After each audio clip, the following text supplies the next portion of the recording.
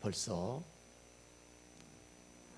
8월의 마지막 주간, 어느덧 무더위도 이제 끝나가고 아침 저녁으로 새벽으로 날씨가 좀 쌀쌀해졌습니다. 가을로 들어서고 있습니다. 오늘 8월의 마지막 주일 본문 말씀을 통해서 차도살인지계라고 하는 제목으로 오늘 마가복음 강해 말씀을 통해서 함께 은혜를 나누겠습니다. 차도살인이란 말의 뜻을 다 아시는 줄로 압니다. 남의 칼을 빌려서, 남의 손을 빌려서, 그 손이 원수의 손일지라도 원수를 이용해서 내 원수를 죽인다라고 하는 뜻이지요. 36개 중에서 제 3개에 해당된다고 합니다. 차도살인의 예는 역사 이래로 지금도 계속되고 있습니다. 굳이 예를 들어 말씀을 드리자면, 제 생각에는 우리나라가 미국의 힘을 빌려서 북한과 중국과 이런 주변 강대국들을 견제하고 있는 것, 이것도 역시 차도살인의 한 방법이 아닌가 그렇게 생각됩니다. 제가 왜 이 말씀을 오늘 설교의 서두로 시작했냐, 왜 이 말씀을 드리냐면, 제가 오늘 본문 말씀을 읽고 묵상하고 그러면서 오늘 본문 말씀에 등장하시는 세례 요한의 죽음이 바로 헤롯의 철저히 계획된 차도살인지계다라고 하는 것을 말씀드리기 위함입니다. 여러분, 마태복음과 마가복음을 보시면 세례 요한에 대한 헤롯의 마음에 대해서 이렇게 말씀합니다. 마태복음 9장 9절에 보시면 왕이 근심하나 자기가 맹세한 것과 그 함께 앉은 사람들 때문에 주라 명하고 헤롯 왕이 근심했어요. 세례 요한을 죽여야 되나 살려야 되나, 이것 때문에 두 마음에 갈등이 일어나고 있음을 우리에게 보여주고 있습니다. 또 마가복음 6장 20절에 보시면 헤롯이 요한을 의롭고 거룩한 사람으로 알고 두려워하여 보호하며 또 그의 말을 들을 때에 크게 번민을 하면서도 달갑게 들음이러라. 헤롯이 요한을 보호하고 또 요한의 죽음을 원치 않고 끝까지 요한을 위해서 요한의 편에 서는 것이다, 이렇게 말씀을 우리에게 가르쳐주고 있습니다. 그리고 마가복음 6장 26절에 보시면 왕이 심히 근심하나 자기가 맹세한 것과 그 앉은 자들로 인하여 그를 거절할 수 없는지라. 세례 요한을 죽여야 살려야 되느냐, 이 사실을 놓고 헤롯 왕이 심히 근심했다고 했습니다. 이런 상황까지 된 것이 세례 요한의 마음에 별로 썩 들지 않았다는 거죠. 그래서 세례 요한의 죽음을 안타깝게 생각하고 있다라고 그렇게 가르쳐 줍니다. 이제 이 말씀들을 다시 한번 종합해 보시면 헤롯은 세례 요한을 죽일 마음이 별로 없었는데 마지못해서 어쩔 수 없이 자기가 한 말이 있기 때문에 세례 요한을 죽인 것이다, 이렇게 생각할 수 있습니다. 많은 분들이 이렇게 생각하십니다. 저도 그렇게 생각했었습니다. 그런데 제가 성경을 조금 더 살펴보니까, 제가 살펴본 것에 의하면 한마디로 세례 요한의 죽음은 헤롯이 오랫동안 철저히 준비하고 계획한 헤롯의 차도살인지계에 의한 것이다 라고 하는 그런 사실을 제가 알 수 있었습니다. 여러분, 마태복음 9장 5절을 보세요. 마태복음 9장 5절, 헤롯이 요한을 죽이려 하되 무리가 그를 선지자로 여김으로 그들을 두려워하더니, 오늘 본문 말씀에서 보시면 헤롯이 요한을 죽이려 하되 헤롯에게 요한을 죽이고 싶은 마음이 있다는 사실을 분명하게 말씀하고 있습니다. 헤롯은 자신의 남동생의 아내 헤로디아를 빼앗아 결혼을 했습니다. 세례 요한은 헤롯을 신랄하게 비판하고 경고했습니다. 그래서 그 소리가 듣기 싫어서 세례 요한을 죽이려고 했습니다. 그런데 다른 사람들의 눈이 있어서 그렇게 못하고 있다는 거예요. 그러니까 이 말씀은 세례 요한이 비판하는 것을 듣고 헤롯이 죽이고 싶은 마음이 사라졌다, 자신의 잘못을 뉘우치고 있다, 이게 아니라 죽이고 싶은데 다른 여러 가지 이유 때문에 지금 잠시 보류하고 있다. 또 한편으론 세례 요한을 선지자로 믿고 있기 때문에 두려워하고 있다, 이 말이죠. 그러니까 헤롯에게서 세례 요한을 죽이려는 마음이 없어진 것이 아니라 잠시 시간을 미루고 기회를 보고 있다라고 하는 그런 뜻인 줄로 믿습니다. 이제 누가복음 6장 24절에도 보시면 새로 헤롯의 아내가 된 헤로디아, 이 헤로디아가 세례 요한을 죽이는데 더 적극적인 것을 볼 수가 있습니다. 그가 나가서 그 어머니에게 말하되 내가 무엇을 구하리이까? 그 어머니가 이르되 세례 요한의 머리를 구하라 하니. 여러분 생각해 보세요. 어느 엄마가 딸에게 엄마, 내가 지금 아빠에게 뭘 구해야 되는데 뭘 구했으면 좋을까? 이렇게 물어볼 때 야, 잘 됐다, 이번 기회에 세례 요한의 목을 달라고 기도해. 아니 어느 엄마가 딸에게 사람의 목을 선물로 달라고 그렇게 가르치냔 말이죠. 어느 부모가, 어느 엄마가 자신의 딸을 어려서부터 살인자로 만드냐 하는 것입니다. 그런데 세례 요한을 눈의 가시처럼 여긴 헤로디아는 자신의 딸에게 사람을 죽이라고 시킵니다. 여러분 어차피 부부는 일심동체인 줄로 믿습니다. 헤로디아의 마음이 헤롯의 마음이지요. 우리가 이 사실만 봐도 헤롯과 헤로디아가 세례 요한을 죽이고 싶은 마음이 얼마나 큰지를 분명히 알 수가 있습니다.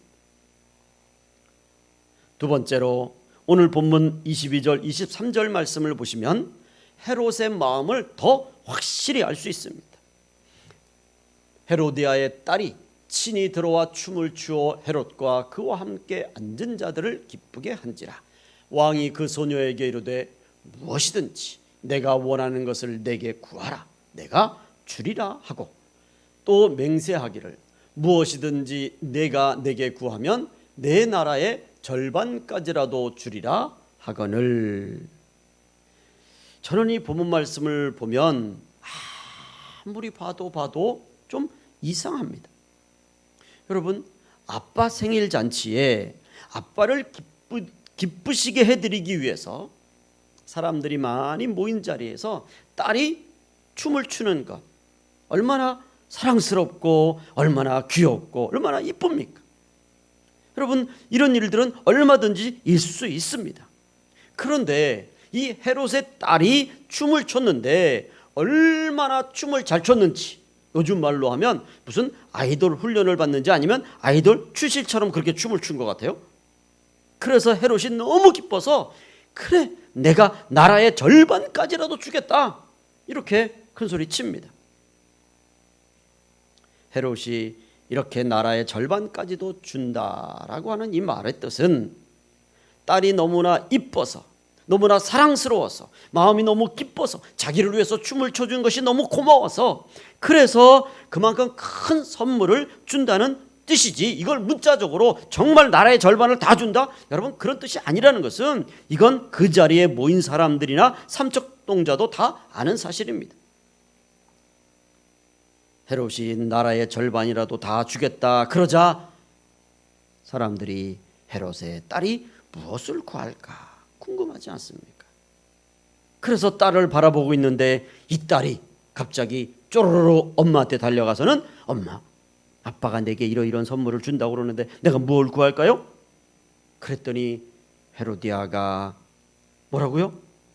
마치 헤롯의 이 말을 기다렸다는 듯이 딸에게 야, 요한의 목을 구하라. 그래서 오늘 본문 25절 말씀에 보시면 그가 곧 왕에게 급히 들어가 구하여 이르되 세례 요한의 머리를 소반에 얹어 곤대에게 주기를 원하옵나이다 하니. 여러분,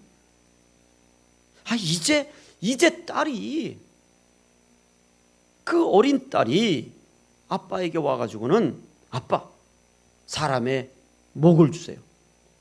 사람을 죽여서 그 목을 쟁반에 담아주세요. 여러분, 이게 할 말입니까? 어린 딸이 얼마나 악하면 사람의 목을 달라고 하냔 말이죠. 이건 누가 봐도 모함이고 음모라는 것을 다 알 수 있는 거예요. 여러분, 마치 기다렸다는 듯이 엄마에게 찾아가고 엄마는 세례 요한의 목을 달라고 하고 헤롯은 마지못해서 들어주고, 저는 이걸 읽으면 읽을수록 정말 이 모든 장면들이 마치 한 편의 잘 짜여진 각본대로 움직이는 드라마 같은, 여러분, 그걸 제가 보았습니다. 그래서 오늘 본문 26절 말씀에 보시면 왕이 심히 근심하나 자기가 맹세한 것과 그 앉은 자들로 인하여 그를 거절할 수 없는지라. 왕이 곧 시위병 하나를 보내어 요한의 머리를 가져오라 명하니 그 사람이 나가 옥에서 요한을 목베어 그 머리를 소반에 얹어다가 소녀에게 주니 소녀가 이것을 그 어머니에게 주니라. 여러분, 정말 말씀드린 것처럼 정말 잘 짜여진 각본에 의해 움직이는 드라마 같지 않습니까? 생일잔치가 되었습니다. 많은 사람들을 초대했습니다. 그래서 풍악을 울리고 잔치 분위기가 한참 고조되어 있습니다. 그럴 때 딸이 나와서 아빠를 기쁘게 하겠다고 춤을 춥니다. 얼마나 잘 췄는지 모르지만 하여튼 예쁘게 정성껏 추었겠지요.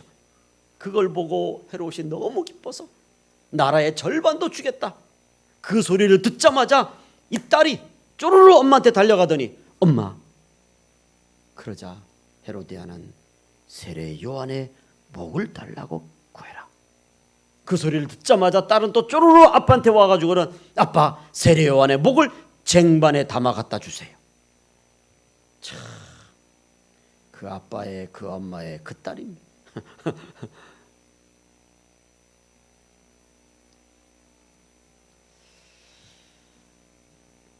우리가 마가복음 6장 20절을 보시면 더 놀라운 사실을 볼 수가 있습니다. 헤롯이 요한을 의롭고 거룩한 사람으로 알고 두려워하여 보호하며 또 그의 말을 들을 때에 크게 번민을 하면서도 달갑게 들으미러라. 여러분, 이 말씀만 보시면 헤롯이 세례 요한을 얼마나 아끼고 얼마나 끔찍하게 생기고 정말 세례 요한의 말을 귀담아 들었던 것. 여러분, 정말 세례 요한은 헤롯이 세례 요한을 보호하려고 하는 그런 마음이 있는 것처럼 보입니다. 그런데 저는 그렇게 생각하지 않습니다. 여러분, 생각해 보시기 바랍니다. 정말 아끼고 보호하려고 했다면 헤롯은 딸의 부탁을 얼마든지 거절할 수 있었습니다. 평소에 세례 요한의 말을 귀담아 들었더란 그 헤롯이라면, 정말 세례 요한을 살리고 싶은 마음이 있었다면, 아니 얼마든지 딸에게 야 딸아, 내가 나라의 절반은 다 주어도 그 부탁은 그것과 좀 다른 것이다, 얼마든지 이렇게 설명해서 다른 부탁으로 이렇게 돌릴 수도 있습니다. 그런데 헤롯은 딸의 핑계를 대고 다른 사람들의 핑계를 대고 자신의 말의 권위라는 것을 핑계로 해서 그 딸의 요청을 듣자마자 그 즉시 부하를 보내서, 군인을 보내서 세례 요한을 죽여서 그 목을 담아오라고, 딸의 말을 들었지 않느냐고 어서 가서 실행하라고.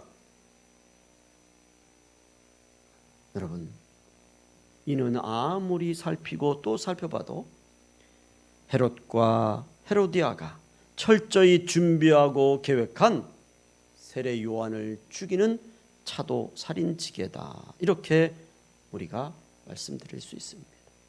정말 간교한 사람들입니다. 아니 무서운 사람들입니다.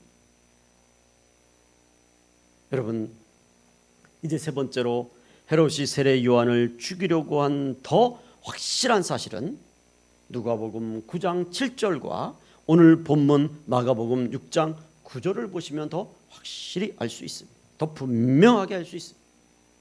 분봉왕 헤롯이 이 모든 일을 듣고 심히 당황하니 이는 어떤 사람은 요한이 죽은 자 가운데서 살아났다고도 하며, 예수님께서 기적을 보이시고 또 제자들도 예수님이 주신 귀신 쫓는 능력을 가지고 이제 나가서 귀신을 쫓으며 많은 사람들을 온전하게 합니다.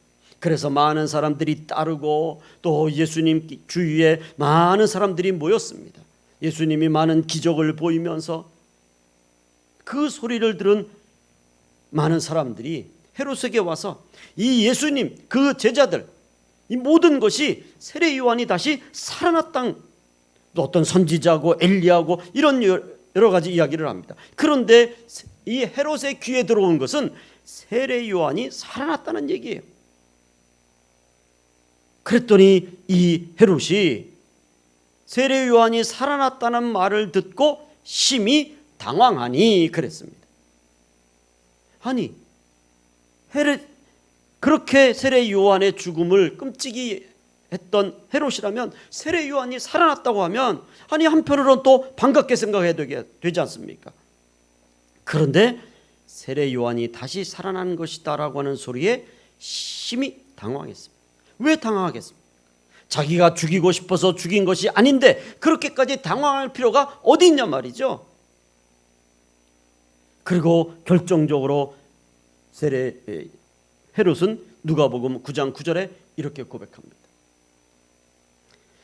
헤롯은 듣고 이르되 내가 목벤 요한 그가 살아났다 하더라. 보세요. 내가 목벤 요한 그랬죠. 헤롯이 내가 분명히 목을 뱄는데, 내가 분명히 요한의 목을 접시에 담아온 걸 봤는데, 내가 요한을 죽이라고 명령을 내려서 그 목을 가져온 걸 봤는데, 헤롯이 세례 요한은 분명히 자신이 목베어 죽였다고 말하고 있는 것입니다. 헤롯의 본심이 드러난 것이다 라고 하는 사실을 우리가 알 수 있습니다. 헤롯이 세례 요한을 마지못해서 죽인 것이 아니라 철저하게 준비된 차도 살인지계로 세례 요한을 죽인 것을 인정했다는 것입니다. 여러분, 제가 이렇게 서두에서 이렇게 긴 시간 동안 세례 요한의 죽음이 간교한 헤롯의 차도 살인이라고 말씀을 드리는 이유가 있습니다. 오늘 이 세례 요한의 죽음은 마태복음에는 14장 1절부터, 또 마가복음에는 6장 14절부터, 누가복음에는 9장 7절부터 말씀이 나옵니다. 그런데 누가복음 같은 경우는 7절, 8절, 9절 짧게 다른 어떤 내용들을 많이 그렇게 자세하게 기록하는 누가의 그 복음에서 보면 의외로 이 세례 요한의 죽음은 누가는 짧게 그렇게 언급해요. 마태복음도 사실은 1절부터 12절까지지만 오늘 이 마가복음을 보면 이 세례 요한의 순교에 대해서, 세례 요한의 죽음에 대해서 아주 자세하게, 아주 미주알 고주알, 아주 정말 세밀하게 그렇게, 마치 요즘에 무슨 탐사보도, 그것이 알고 싶다 이런 식으로 아주 자세하게 보도하는 거예요. 왜 마가는 다른 공관복음서에 있는 마태나 누가처럼 그냥 짧게 이렇게 간단하게 소개를 하지 않고 이 부분을, 많은 그런 부분을 할애를 했을까? 여러분 보세요. 마가복음은 총 1장부터 몇 장까지죠? 16장까지입니다. 짧은 공관복음이에요. 그런데 그 16장의 말씀이 짧다 보니까 어떻게 보면 그 마가복음을 보면 예수님의 부모까지도 잠깐 언급됩니다.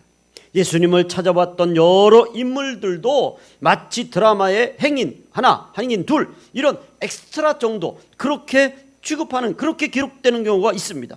그런데 세례 요한의 이 순교는, 세례 요한의 죽음은 아주 자세하게 다룬단 말이죠. 도대체 마가의 의도가 무엇일까?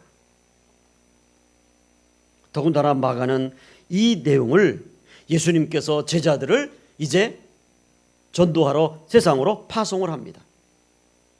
그리고 예수님께서 제자들을 보내시고 난 그 다음에 바로 이 세례 요한의 죽음의 사건을 붙여서, 그래서 이 말씀을 소개하고 있습니다. 여러분, 왜 이럴까? 저의 궁금증은 바로 이것이었습니다. 그래서 제가 성경을 읽고 묵상하면서 내린 결론은 한마디로 이겁니다. 여러분, 마가가 말씀하는 의도는 속지 말라라고 하는 것입니다. 속지 마세요. 간교함에 속지 마시라는 것. 여러분, 간교함에 속지 마시기를 주의 이름으로 축원을 드립니다. 마가복음은 주로 이방인 그리스도인이나 로마인을 격려하고 위로하기 위해서 기록한 것이라고 신학적으로 구분합니다. 여러분이 가진 성경에 이제 각 복음서의 맨 앞장을 보면 거기에 각 복음서를 기록한 연대, 또 기록 목적, 또 저자, 그 외의 배경, 이런 것들을 아주 잘 이렇게 요약해 놓았습니다. 옛날 성경에는 그게 없었는데 요즘엔 이제 우리 한국 교회가 제자 훈련도 하고 성경 공부도 많이 하고, 그래서 지금 성경에는 이제 각 공간 복음마다, 각 성경마다 그 기록 연대, 목적, 이렇게 신학교에서 배울 수 있는 성경 개요 같은 그런 내용들을 그렇게 해놨습니다. 거기에 보면 지금 말씀드린 것처럼 마가복음의 기록 목적은 마가가 기록할 때 그 대상을 누구로 했느냐? 그게 바로 이방인 그리스도인이에요. 유대인이 아니라, 이스라엘 백성들이 아니라 주로 이방인들이란 말이죠. 그런 사람들이나 또 로마에 있는 성도들, 로마에 있는 사람들을 격려하고 로마에 있는 그리스도인들을 격려하고 위로하기 위해서 기록한 것이라고 그렇게 신학적으로 이제 마가복음을 구분했습니다. 여러분, 이 당시에는 로마가 네로 황제 시대인데 이 네로 황제가 그리스도인들을 아주 강력하게 핍박했습니다. 막 그리스도인들을 잡아다가 막 죽였습니다. 그래서 베드로나 바울과 같은 지도자들이 이때를 전후해서 순교하셨습니다. 또한 이 로마의 그 모든 공권력은 그리스도인들을 찾아내려고 온갖 수단과 간교한 방법을 다 동원했습니다. 그래서 로마에서 신앙생활을 하는 성도들은 정말 핍박 속에서 신앙생활을 했습니다. 그런 로마에 있는 성도들을 격려하면서 그럼에도 불구하고 주님의 제자로서 복음을 전하기 위해서, 복음을 전하는 데 있어서 제일 주의해야 될 것이 무엇이냐? 오늘 마가는 간교함에 속지 말아라, 조심하고 또 조심하라, 분별하고 또 분별하라, 그렇게 마가복음을 통해서 마가의 진심 어린 마음을 담고 있습니다. 여러분, 우리는 꼭 기억해야 합니다. 사탄 마귀는 아담 하와를 그 간교함으로 하나님의 말씀에 불순종하게 만들었습니다. 아담 하와는 그 간교함에 속은 것입니다. 이 사탄 마귀는 그 간교함으로 예수님도 3번이나 유혹합니다. 그러나 우리 주님께서는 사탄 마귀의 간교하심을 아시고 사탄아 물러가라, 단호하게 사탄 마귀를 물리치신 줄로 믿습니다. 우리는 반드시 기억해야 해요. 지금도 사탄 마귀들이 헤롯이 쓴 이 차도 살인의 방법으로 문화를 이용하고 관습을 이용하고 지식과 윤리와 도덕과 평등과 공평과 자유와 같은 것을 수단으로 해서 그것을 매개체로 삼아서 간교함에 탈을 쓰고 우리의 믿음을, 우리의 신앙생활을, 우리의 구원을 차도 살인하려고 우는 사자처럼 기회를 엿보고 있음을 알아야 합니다. 그래서 때로는 달콤하게 친한 척 잘해주는 척하기도 합니다. 때로는 비난과 협박과 공포심으로 위협하기도 합니다. 그래서 지금은 그 어느 때보다도 치열한 영적 전쟁의 시기, 이 치열한 영적 전쟁에서 성도는, 하나님의 자녀들, 주의 제자들은 분별의 영을 받아야 되는 줄로 믿습니다. 그 어떤 믿음보다 하나님의 뜻이 무엇이고 하나님의 마음이 어디에 있는지, 하나님이 무엇을 원하는지를 분별할 수 있는 이 분별의 영을 받아야 될 줄로 믿습니다. 오늘 이 말씀을 들으시는 주의 자녀들, 우리 가나안의 모든 성도들, 분별의 영을 받으시기를 주님의 이름으로 축원을 드립니다. 요즘 코로나로 인해서 교회가 원망의 대상이 되고 있습니다. 이단 사입이 신천지보다 더 악한 대상이 되고 있습니다. 이단 사입이 신천지는 처음에는 악한 대상이었다가 요즘에는 조혈모 세포를 기증했다고 하는 것으로 오히려 미화되고 있습니다. 정말 심히 걱정스럽습니다. 정부에서는 그들에게 감사의 표시를 했다고 합니다.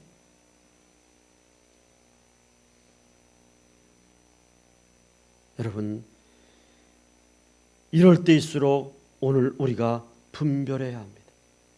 교회를 비방하고 대적하려고 하는 차도 살인을 쓰는 헤롯과 같은 악한 영들을 분별해야 합니다. 그래서 다시 한번 이 영적 전쟁에서 분별의 영을 받으셔서 승리하시기를 주님의 이름으로 축원을 드립니다. 여러분, 이건 제 생각입니다. 제가 아무리 기도하고 또 기도하고 또 기도해봐도 제가 내리는 어떤 그런 확실한 그런 건 아니지만 뭔가 답답한,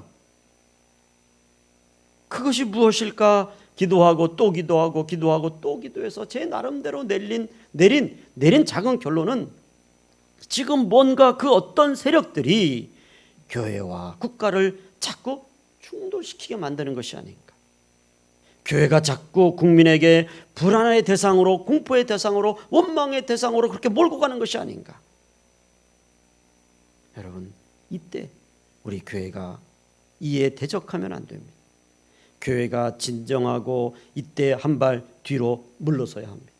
그리고 코로나 이후에 이 코로나 사태도 반드시 진정될 때가 온단 말이죠. 그 이후에 복음 전파를 위해서 우리가 어떻게 할 것인가. 지금 많은 원망을 받고 상처를 받고 미움의 대상이 되면 이걸 회복하기가 너무 힘들어져요. 그렇기 때문에 우리는 좀 더 큰 그림 차원에서 지금은 교회가 한 발 물러서야 합니다. 지금은 교회가 조금 잠잠해야 합니다. 지금 교회가 기다려야 합니다. 이제 코로나 이후에 교회가 그동안 보여줬던 솔선수범의 그 모습들을 통해서 더 교회들이 회복되어지고 더 주의 말씀을 증거하는데 더 탄력을 받아야 합니다.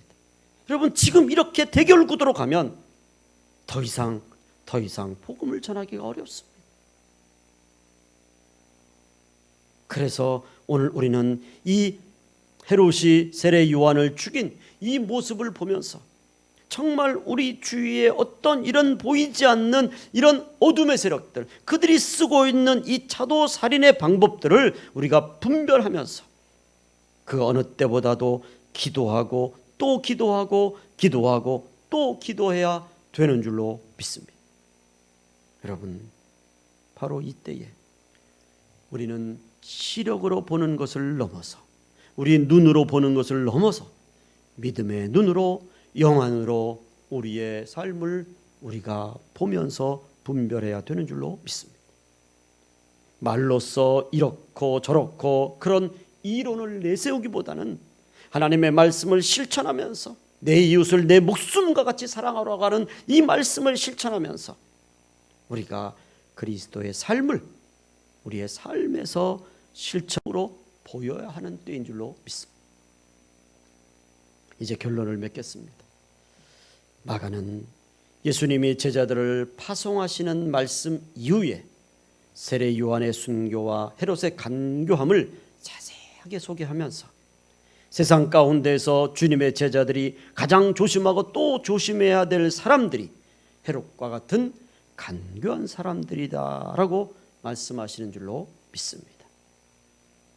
요즘과 같은 미디어의 홍수 속에서 분별의 영을 받으셔서 하나님의 자녀로 전도와 선교의 사명을 감당하시기를 주님의 이름으로 축원을 드립니다. 기도하겠습니다. 하나님 아버지, 코로나로 인해서 모든 사람들이 마치 어두운 캄캄한 밤을 지난 것과 같은 그런 힘든 시간들을 보내고 있습니다. 물론 교회도 힘들고 어렵습니다. 그러나 이때에 교회들이 좀 더 큰 시각에서 우리 하나님의 마음으로 이 모든 것을 바라보고 더욱더 분별하여서 모범이 되고 또 솔선수범하고 그래서 오히려 더 칭찬받을 수 있는 그런 교회들이 되어서 이후에 우리 후손들이 이 땅에서 인정받고 칭찬받는 그리스도인으로서의 삶을 살아가는 그런 시간들을 보내는 우리 모두가 되게 주시옵소서. 특별히 우리 가나안의 모든 성도들 지혜로워야 합니다. 분별의 영을 받아야 되는 줄로 믿습니다. 여기저기서 들려지는 많은 소리들, 그 소리들의 마음을 빼앗기는 것이 아니라 믿음의 눈을 열어서 하나님 말씀을 통해서 분별하여서 온전히 주님만 바라보고 나가는 믿음의 삶을 살아가는 우리 가나안의 모든 성도들을 되게 하여 주시옵소서. 감사하옵고 예수님의 이름으로 기도 올리옵나이다. 아멘. 이제는 우리 주 예수 그리스도의 은혜와 하나님 아버지의 무한하신 사랑하심과 성령님의 충만 역사하시는 은혜가 코로나의 이 어려운 상황 속에서도 영안의 눈을 열어 분별하며 하나님의 자녀답게 살아가는 우리 가나안의 모든 성도들, 또 우리 한국교회 모든 성도들 위해 이 어려운 때를 믿음으로 이겨나가는 많은 교회들 위해 이제로부터 영원토록 함께 계실지어다. 아멘.